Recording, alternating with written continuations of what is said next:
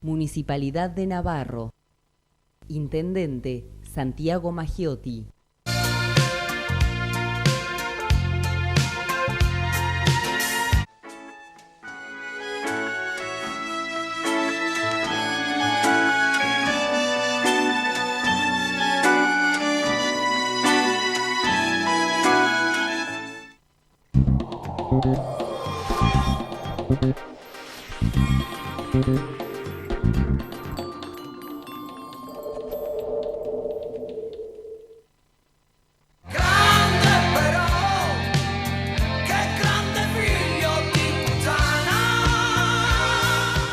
Hola, ¿cómo les va? Muy buenas noches. Bienvenidos a una emisión más de Los Secretos del Poder. Bueno, como digo siempre, después de una ausencia, la emoción del reencuentro.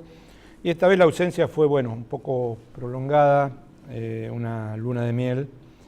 Y por lugares bastante recónditos y no demasiado usuales para el turismo vernáculo. Pero no quiero extenderme. Alejandro hizo un programa, repetimos el programa con Osvaldo Bayer, que realmente, y con Rep, que realmente me pareció de muy buen nivel, con algo que seguramente el invitado va a poder hablar también. El invitado podría hablar 2 horas si quiere, no nos van a dar los tiempos, que fue sobre la palabra resistencia. Resistencia en todo sentido, pero también lo vamos a dejar hablar al invitado de eso. Yo quiero nada más que mandar un saludo a gente con la cual compartí algunos momentos en Europa, madrileño, Luis Miguel Recuero, un empresario que nos explicaba cómo Aznar era presidente había sido presidente de España y menos explicaba cómo era Rajoy.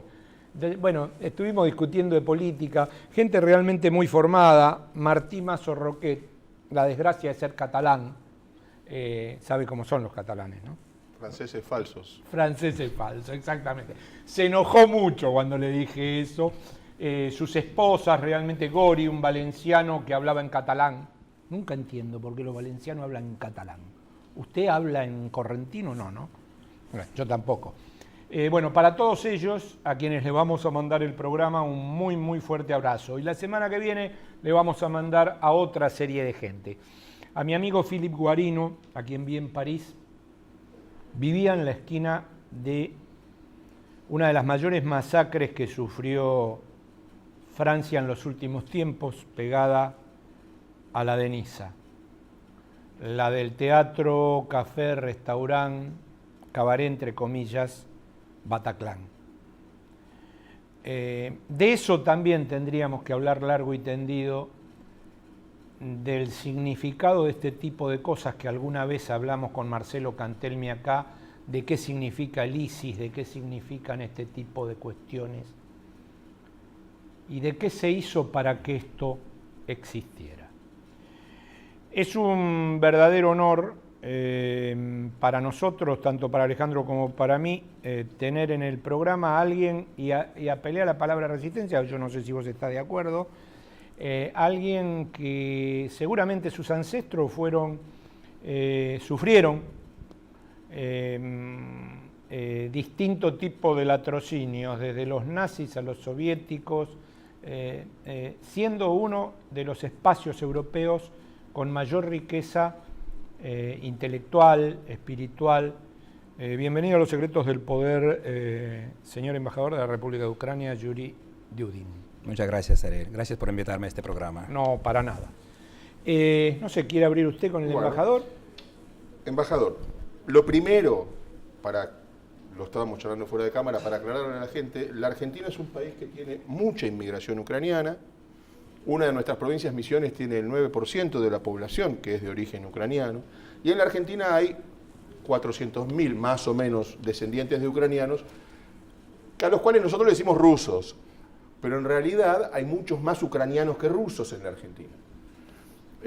Lo primero para empezar, ¿cuál es su mensaje hacia la comunidad ucraniana que vive en la Argentina? Y después pasamos a los temas que seguramente Ariel le podrá preguntar sobre la realidad europea y de Ucrania en este momento. Gracias. Yo acabo de estar en la provincia de Misiones, pasé 4 días con la Fiesta Nacional del Inmigrante y vi muchas comunidades nuestras, tanto en Apóstoles como en Oberá, como en San José, como en Posadas, y a todos ellos les digo siempre lo mismo. Ellos son los verdaderos embajadores de Ucrania y no yo. Yo estoy aquí como funcionario diplomático designado por mi país, por mi presidente, por 3, 4 años, después me voy. Y ellos se quedan para siempre. Y a través de ellos se transmite la cultura, los valores espirituales, las tradiciones nacionales milenarias de nuestro pueblo ucraniano. Así que les agradezco mucho todo lo que hacen y que hayan preservado, a pesar de la distancia que los separa y a pesar de los años que ya están viviendo aquí, que son tercera, cuarta y a veces quinta generación, pero hayan preservado la cultura y las tradiciones ucranianas. Eso yo valoro mucho y siempre les digo a ellos. Hagamos juego psicoanalítico, asociación libre. Yo le tiro los temas, usted elige y habla. Ok, dele. Siglo IX, genocidio, avión de Malaysia Airlines, Crimea, gas, situación de Ucrania en Europa, relaciones carnales con Rusia o no. Elija. No puedo elegir todas, ¿no? Tiene que ser... Elija todos. Si tiene poder de síntesis, le dije, un juego psicoanalítico. Con poder de síntesis, hable de todo. Bueno, voy a empezar entonces por el siglo IX, si me permite, muy rápidamente, muy resumidamente. Cuando se habla de Ucrania, se habla de una nación con historia milenaria. A veces se nos pregunta, ¿por qué 25 años? ¿Solo 25 años independientes? Sí, de esa independencia la tenemos desde 1999. Pero ya en el siglo IX, X, XI, XII, Kiev era la cuna del primer estado de eslavos orientales en la historia, la Rus de Kiev. En el siglo X, XI, Kiev era la segunda mayor ciudad de Europa después de Constantinopla, capital de Bizancio, y mucho más grande que Londres y París. Eso se perdió con el tiempo, con las invasiones, con las guerras, con las destrucciones. Después llegaron muchos siglos de dominación extranjera. Fuimos dominados tanto por los tártaros, mongoles, más tarde por los otomanos, turcos, polacos y lituanos, Imperio Ruso y finalmente la Unión Soviética. Por eso solo en 1991 Ucrania obtuvo independencia, que festejamos esos días los 25 años de la independencia. Ahora, si pasamos al otro tema, ¿cuál era el otro? Dígame. Lo que le guste, genocidio, ¿te gusta? Ha sido un pueblo que ha sido golpeado duramente, digamos, a lo largo de la historia. Correcto, sí. Siempre estuvimos... invadido. Siempre estuvimos en la encrucijada de todas las invasiones. Todas las hordas que pasaron de oriente a occidente, del norte al sur, siempre pasaban por Ucrania porque tenemos la posición geográfica ventajosa y desventajosa al mismo tiempo. Tenemos el río Dnipro que atraviesa Ucrania y que era antiguamente el camino de los varegos a los griegos, una parte de aquel camino. Y tenemos también la salida al Mar Negro, que también fue siempre muy codiciado por los pueblos del oriente o del norte. Así que sí, tiene razón. Fuimos mucho tiempo invadidos y dominados por potencias extranjeras. La salida del Mar Negro es la histórica salida de los rusos a los mares cálidos. Sí, correcto, correcto. Y si hablamos del Mar Negro no podemos dejar de hablar de Crimea, que es nuestra península, que le pertenece a Ucrania, pero que no fue robada hace 2 años y medio por un plebiscito fraudulento que nadie vio los resultados, solamente fueron anunciados. No hubo ninguna observación electoral, nadie. Solo dijeron que el pueblo votó por integrarse a Rusia o reintegrarse a Rusia.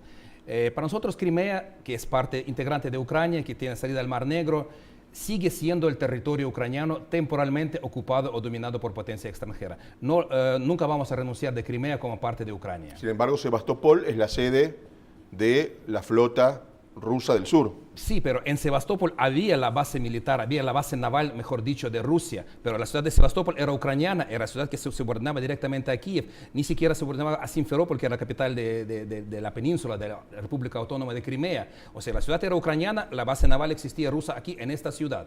Sin embargo, Sebastopol, tanto como toda Crimea... Para que la gente nos entienda, sería algo así como las bases norteamericanas en Colombia, digamos. O sea, una base militar en un territorio extranjero. Correcto, correcto. Hablamos de eso mismo. Y por eso Crimea sigue siendo para nosotros parte de nuestro territorio y vamos a recuperarla tarde o temprano, por más que lo quiera o no quiera el señor Putin, pero seguirá siendo ucraniana esa parte. Yo le conté que cuando estuve en Rusia me hicieron todo lo posible para que no viaje a Ucrania. Lo lograron, lamentablemente, pero con la política del miedo. Esto tiene que ver con el total del territorio ucraniano con la necesidad de Rusia de apropiarse de algo que tiene que ver no con su propiedad, sino con ustedes. ¿Con qué tiene que ver esto? Déjeme explicar una cosa. Cuando se habla del conflicto en Ucrania, no tenemos que hablar del conflicto entre ucranianos buenos y ucranianos malos. No es un conflicto interno ucraniano. Es una agresión militar extranjera por una potencia que es la potencia de Rusia, que está apoyando por todos los medios materiales, militares y todo a los llamados separatistas en esas regiones, que son apenas 3% del territorio ucraniano. O sea, 97% del territorio ucraniano vive en paz, está feliz, no tiene problemas. Bueno, no estamos felices porque tenemos ese conflicto, pero no parece que tenemos, si uno viene a Kiev, a Odessa, a Lviv, a Kharkiv, a otra ciudad, no parece que es un país que está en guerra. Sin embargo, sí la tenemos, y la tenemos gracias a esa potencia extranjera que nos quiere dominar, que no quiere, mejor dicho, dejarnos salir de su órbita de influencia.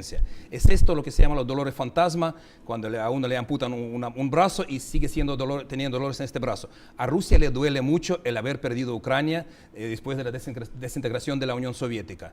Y por eso Rusia está haciendo de todo para que Ucrania no salga, no se desprenda mucho de su órbita y no vaya a Europa, que es donde está nuestro destino. 298 muertos o 93 de Malaysia Airlines hace un tiempo.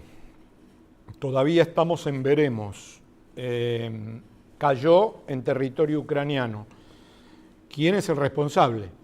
Bueno, para nosotros está claro que los responsables son los llamados terroristas o separatistas rusos, pero que lo dispararon desde un misil tierra-aire de fabricación rusa que fue traído de Rusia. Las conclusiones de un equipo de investigación que incluye expertos peritos de Gran Bretaña, de Holanda y de otros países se van a publicar dentro en breve y ahí se verá. Pero ya se sabe de qué unidad militar salió, cómo entró en el territorio de Ucrania. Lamentablemente tenemos 403 kilómetros de frontera con Rusia que no controlamos. Y por ahí entra todo. Entran municiones, entran armas, entran tropas rusas. Inclusive entró ese misil que disparó para derribar un avión de pasajeros. Fue un crimen que no puedo explicar cómo fue.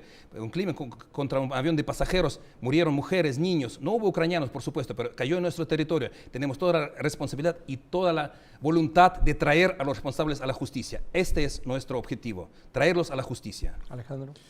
Me voy a poner en abogado del diablo.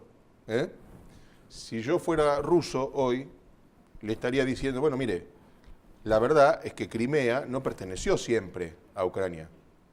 Crimea fue un gracioso regalo de la Unión Soviética a Ucrania debido al comportamiento heroico, sobre todo en Odessa, por parte del pueblo ucraniano en la Segunda Guerra Mundial, en la lucha antinazi.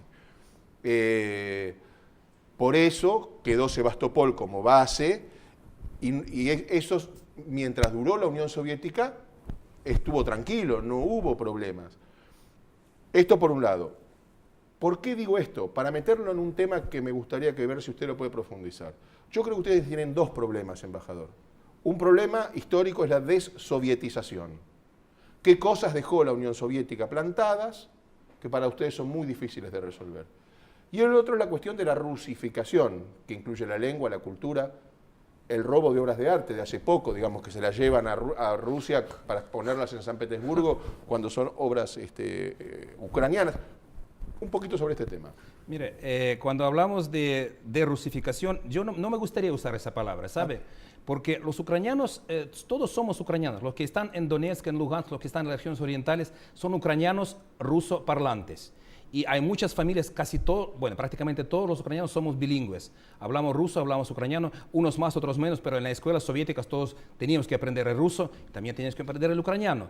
Ahora, hay un efecto muy interesante que se ve en los últimos 2 años. Hay mucha más juventud que habla ucraniano, que prefiere hablar ucraniano. Es un sentimiento de nacionalismo que está creciendo después de la agresión rusa. O sea, la gente se viste en vyshyvankas, en las camisas bordadas, la gente habla ucraniano para subrayar su identidad, pero no quiere decir que no entendamos el ruso. Así que los ciudadanos ucranianos que viven en esos territorios orientales o en Crimea, que fueron sus tiempos implantados, como dice, por Rusia, son ciudadanos ucranianos como todos los demás. Y como todos los demás quieren vivir en paz y en armonía y no quieren esa guerra, ese conflicto que nos fue impuesto desde fuera.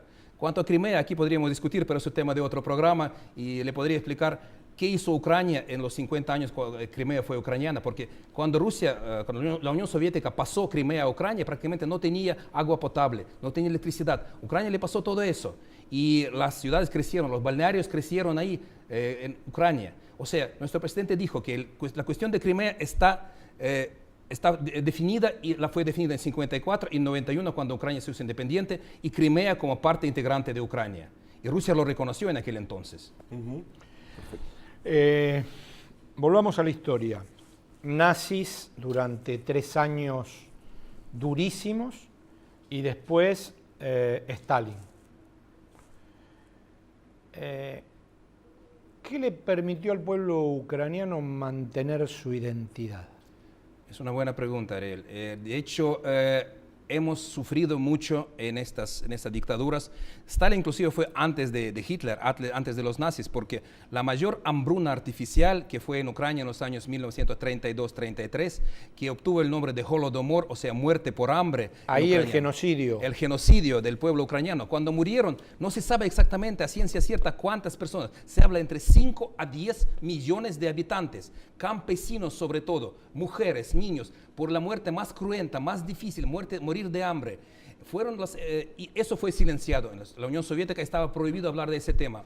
Algunos pocos historiadores occidentales que estuvieron en Ucrania, que fotografaron los cadáveres y mucha muerte, esa cosa fue terrible y fue una de las mayores tragedias del pueblo ucraniano del siglo XX, en general, uno de los mayores genocidios del siglo XX, del que poco se habla, del que poco se sabe. Pero sin embargo lo pasamos. En la Segunda Guerra Mundial perdimos otros 10 millones de ucranianos en los frentes, en los campos de concentración, en los territorios ocupados, porque casi todo el territorio de Ucrania fue ocupado por Alemania nazi por 3 años. Muchos ucranianos fueron llevados a trabajos forzados a Alemania, nunca más regresaron. O sea que fue también otra masacre que la población de Ucrania se disminuyó considerablemente a raíz de esa hambruna artificial, a raíz de la Segunda Guerra Mundial. Sobrevivimos de alguna manera gracias a nuestro espíritu cosaco. Resistencia. Sí, exactamente. Alejandro. Bueno, y para adelante, porque hasta ahora todo lo que pasó, yo lo escuché decir, el destino de Ucrania es un destino europeo. Eso nos lleva a 2 o 3 temas que son harto complicados. Nos lleva al tema OTAN, nos lleva al tema comercio, y nos guste o no, a pesar de que usted diga, también creo que puede ser un tema complicado, el tema, no digamos del gas exclusivamente, de la energía. Bueno, puedo responder a todos esos temas y muy breve porque el tiempo es corto, yo lo sé. Bueno, primero, el tema de la Unión Europea, de la vocación europea. Hace 2 años y medio, ¿por qué fue la Revolución de la Dignidad o el Euromaidán, como se lo llama? ¿Por qué la gente salió a las calles? Porque el expresidente Yanukovych no quiso firmar el acuerdo de asociación con la Unión Europea. Y eso provocó una ira, una rabia de la gente que salió a las calles, y ahí pasó todo lo que pasó. Por la noche empezó, ¿no? Por la noche con redes sociales, ahí llamaron a la gente, y era muy frío el invierno, y pasaron ahí muchos meses hasta que pasó lo que pasó. Entonces, la opción europea fue hecha allí. El presidente se huyó del país, el nuevo gobierno tomó ese rumbo, firmamos acuerdo de asociación con la UE. Ahora tenemos casi 97% de nuestras exportaciones a la Unión Europea que van sin aranceles. No tenemos aranceles. Tenemos zonas de libre comercio con la Unión Europea. Tenemos asociación política y muchas otras cosas que tenemos. La OTAN, un poco más complicado. Un poco más complicado porque sabemos... Yo le digo una cosa a ustedes dos. Si Ucrania hubiera sido miembro de la OTAN antes de 2014, nunca habría pasado la invasión rusa. Nunca, porque existe el artículo 5 del Tratado de Washington, que ataque contra uno es ataque contra todos. O sea que estamos pensando, es el futuro, tenemos que pensarlo, pero primero tenemos que subir nuestro nivel de vida, los estándares que tenemos, hasta los estándares de la OTAN y de la UE. Ahí después, en 5 años, 4 o 5 años, se hace un plebiscito, se hace un referendo, y el pueblo va a decidir, así lo dijo el presidente, no el gobierno, el pueblo va a decir si quiere o no adherirse a la OTAN. Eso es cuestión de futuro. Cuestión del gas, dependemos, sí, en cierta medida del gas ruso, pero ahora ya mucho menos de que hace 3 años, muchísimo menos. Este año compramos muy poco gas ruso. Y le digo otra cosa, a veces nos sale más barato y más económico comprar gas ruso de los países europeos, por ejemplo, de Eslovaquia, de Polonia, un gas que pasa por Ucrania, va a Europa y nos resulta más barato que comprarlo la propia Rusia. Eso no tiene lógica, eso no tiene economía, eso es solamente una pura cuestión propagandística o, digamos, cosa de los rusos que inventan ese valor, ese precio que nos ponen. Y ellos ya lo entendieron, ya están bajando el precio porque ven que no le vamos a comprar. La propiedad de los gasoductos no es de Ucrania. Es de Ucrania. Es de Ucrania. Pero tenemos obligaciones para transportar ese gas a Europa y los cumplimos. Preguntas de la gente. Sí, por favor. Víctor de Núñez, el anarquista. Pregunta si el ISIS, le pregunta a usted, no creo que el embajador pueda contestar esto, lo voy a contestar yo. Por lo que creo yo, si el ISIS no empezó siendo un instrumento financiado y funcional por Estados Unidos, Rusia y los Emiratos Árabes. El embajador no va a contestar eso, yo sí, me parece que sí. Es más, lo dijo Marcelo Cantelmi acá, el jefe de exteriores de Clarín, antes que explotara todo el tema de ISIS en Europa. Laura de Devoto, los que apoyan a los Kirchner y su banda de ladrones son muy contradictorios con Delía, Vudú, Rossi, etcétera. Se quejan que en Brasil y Venezuela se hacen a su entender golpe de Estado blando y acá hacen marchas de la resistencia para sacar a Macri del poder. Marcela de Almagro. Le pregunta al embajador, ¿tienen apoyo de Europa? ¿Alguien los ayuda o deben esperar a que Putin se muera? No. Lorenzo de Palermo. Ucrania, tengo entendido que son grandes productores de alimentos. Quiere saber si la política de granos es semejante a la Argentina y cómo ve a nuestro país en el tema agropecuario. Alberto Ramos Mejía, excelente lo del embajador, ¿por qué no lo sientan con el embajador ruso? No creo que quiera al embajador ruso. Aceptamos, si lo podemos armar. ¿Usted acepta, Yo no tengo embajador? problema, yo no tengo problemas con eso. Por lo que vi hoy no creo que tenga problema. Susana Linier, muy interesante el programa, muy bueno el invitado, quiere saber algo sobre el tema tarifas de luz y gas. Bueno, entonces empezamos porque ¿cuál fue la primera pregunta? por Marcela de Almagro, si tienen apoyo de Europa o tienen que esperar que Putin se muera. Tenemos apoyo de Europa. El apoyo se transmite por las sanciones económicas impuestas a Moscú y son sanciones muy fuertes. Los bancos rusos no pueden hacer negociaciones, hay muchas compañías que no pueden hacer comercio en la Unión Europea. Estados Unidos, Canadá, Australia, Japón, Corea, Unión Europea le impusieron las sanciones a Rusia y dicen bien claro que esas sanciones van a durar hasta que Rusia cumpla su parte de los acuerdos de Minsk, que son los acuerdos de paz que tenemos que cumplir todos. Rusia no está cumpliendo y está dicho bien claro, tenemos ese apoyo y van a continuar las sanciones hasta que se cumpla esa parte. Tenemos buen apoyo, tenemos apoyo del presidente de Francia, de Alemania, que son Cuarteto de Normandía, que se reúnen muchas veces, que nos ayudaron mucho en ese acuerdo. El apoyo lo tenemos, sin duda. ¿Cuál fue la otra pregunta? Y la otra pregunta era... Referida a los granos. A los granos, sí. Y grandes productores de alimentos. Sí, Ucrania siempre era considerada el granero de Europa. Hemos sido granero de Europa, granero de la Unión Soviética, después en los tiempos posteriores. Tenemos buena agricultura, bien desarrollada, pero yo siempre digo, siempre hay algo que aprender. Por ejemplo, en Argentina hay algunas tecnologías que en Ucrania no se usan o casi no se usan. Por ejemplo, la siembra directa, que es muy importante, que aquí es muy difundida, en Ucrania no. Podemos aprender algo. O los silobolsas, que están empezando ahora en Ucrania. Y hay mucha difusión aquí. O sea, somos dos grandes países agrarios y tenemos que aprender uno del otro las tecnologías de cada uno. No vamos a competir en los mercados, pero sí vamos a cooperar en eso. Y siempre se lo digo a los argentinos. Bueno, lo de Alberto, que decía de un posible debate entre usted y el embajador ruso, esto lo tendríamos que invitar al ruso a que venga al programa para charlar en media hora sobre esta realidad tan dura, que yo creo que ustedes no la quieren, ¿no? Okay. Esta cuestión de avance sobre el territorio ucraniano y peleas de milicianos y... Por ¿no? Por nada. A Ucrania no le interesa nada ese conflicto porque Ucrania tiene otros temas donde gastar nuestro dinero. Tenemos las reformas que estamos haciendo, estamos reformando la policía, el sistema judicial, el sistema tributario, hay muchas otras cosas donde podemos gastar. Y no necesitamos tener esa guerra, al contrario, ya han muerto 10.000 personas ucranianos en esta guerra. Son 10.000 personas muertas. Después tenemos 1,5 millones de refugiados dentro del país, personas desplazadas internamente dentro de Ucrania, que huyeron del conflicto, que huyeron de la guerra. Cuando nos hablan de la inmigración en Europa, de los sirios, los entendemos perfectamente, pero tenemos a nuestra propia gente, 1,5 millones de familias que tuvieron que ser desplazadas para otras regiones. Acá Luis de Once dice que es muy interesante el programa, muy bueno el invitado, contento con el regreso mío, y le pregunta si Khrushchev era ucraniano. Era de origen ucraniano, sí. Tuvieron su karma ustedes también, ¿eh? Pero no solamente Khrushchev, Brezhnev también nació en Ucrania. Brezhnev también. Ahí estuvieron peor. Elisa Belgrano, los peronistas son geniales, los renovadores desconocen a los Kirchner, los ortodoxos a los de la Cámpora, hasta que olfatean quién puede volver al poder, son impresentables como este gobierno de Macri. No le gusta a nadie a la amiga Elisa de Belgrano. Osvaldo de Banfield, ¿qué ocurrirá con Michetti? Harán la vista gorda a los jueces, que de prolijidad el avise. Le dejo el cierre a usted, o vos querés preguntar algo más, queda un minuto. No, estoy bien. Le agradezco la invitación, mañana estaremos festejando con usted los 25 años, poquitos para la cantidad de años que tienen, ¿no? Por eso, es lo que yo digo, es una paradoja, ¿no? Un pueblo con tradiciones milenarias, que tuvimos ya nuestro Estado hace 1000 años, solamente 25 años que somos Estado independiente, por todo lo que pasó en nuestra historia, por todo lo que sufrimos, por todo lo que luchamos. Ucrania merece un futuro mejor, y creo que lo vamos a tener, ese futuro mejor. Basta con Rusia terminar con la agresión, y ahí lo arreglamos. Entre nosotros, los ucranianos, lo arreglamos todo. Que salgan, que se retiren sus tropas, que retiren su apoyo a los separatistas. Ahí Ucrania estará en paz y estará feliz. O sea que ustedes no tienen esa hipótesis de conflicto que yo viví en Francia. Yo viví 5 años en Francia y esta vez parecía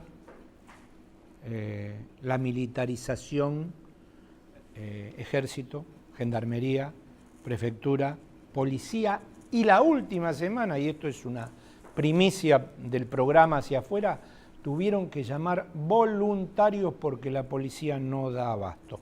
En Ucrania eso no pasa. Pero en Haití no tenían a los tontón Macut. Pueden apelar a su vieja tradición colonialista y van a encontrar gente dispuesta a golpear a otros. El doctor no tiene simpatía por Francia, como verá. Absolutamente ninguna. Nos tenemos que ir. Un saludo, un mensaje para los televidentes y para los descendientes ucranianos. Bueno, ya dije que estamos cumpliendo 25 años y esperamos que Ucrania tenga un futuro feliz, que tenga paz. Lo importante es tener paz para nosotros. Con paz, con la paz se arregla todo. Y Ucrania más tarde o temprano va a ser un Estado independiente, soberano como lo es, pero también vivir en paz y construir nuestro futuro sin la injerencia, por nosotros propios, por los ucranianos. Muchísimas gracias por venir y espero que no sea la última. Gracias a ustedes y espero también que... García, nos vemos la semana que viene con el embajador de Francia para contestar. Sí. Pásela muy bien, que no le va a estar bien la dignidad. Y bueno, esto del pueblo ucraniano, ¿no? La resistencia. Nos volvemos a ver el próximo miércoles, como siempre, en Los Secretos del Poder.